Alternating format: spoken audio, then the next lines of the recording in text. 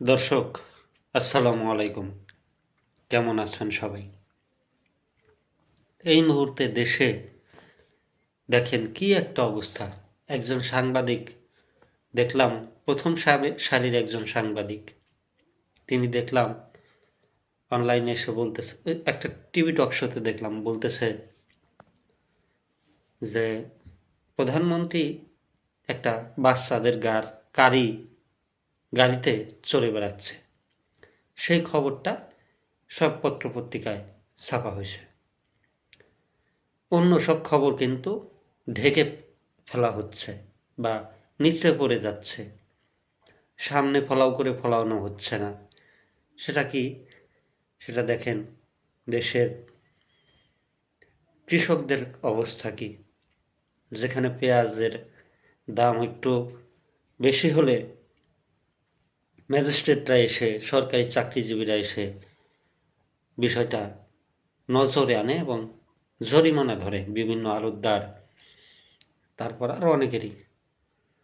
এখন তো কম, অনেক কৃষক ফেলে দিচ্ছে পেঁয়াজ, পচে যাচ্ছে। সেই বিষয়টা নিয়ে সরকারের কোনো পক্ষ, কোনো মহল কি একটা কথা বলেছে? উল্টো আরও কি হয়েছে দেখলাম, 222 টাকা দরে বিদেশ থেকে, আমেরিকা থেকে পেঁয়াজ আমদানি করতে হবে। সেই আমদানি করা পেঁয়াজ বাংলাদেশের মানুষ খাবে।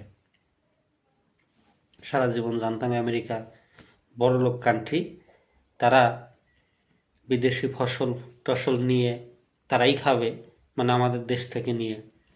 এখন তারাই আমাদের কাছে বিক্রি করবে 222 টাকা কেজি দরে পেঁয়াজ।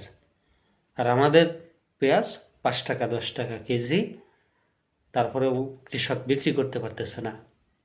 এই যদি হয় সিস্টেম, সেই সিস্টেমের বিরুদ্ধে কথা বলা উচিত, সেই সিস্টেম ভেঙে দেওয়া উচিত। কি বলেন আপনারা? সেই সিস্টেম উল্টে পাল্টে নতুন করে এখন বলতেই হয় যে আসলে জামাতের অনেক দুষ্কৃতি দৃশ্যি, বা তারা কিন্তু কৃষকের কথা বলে, তারা হতদরিদ্রদের কথা বলতেছে।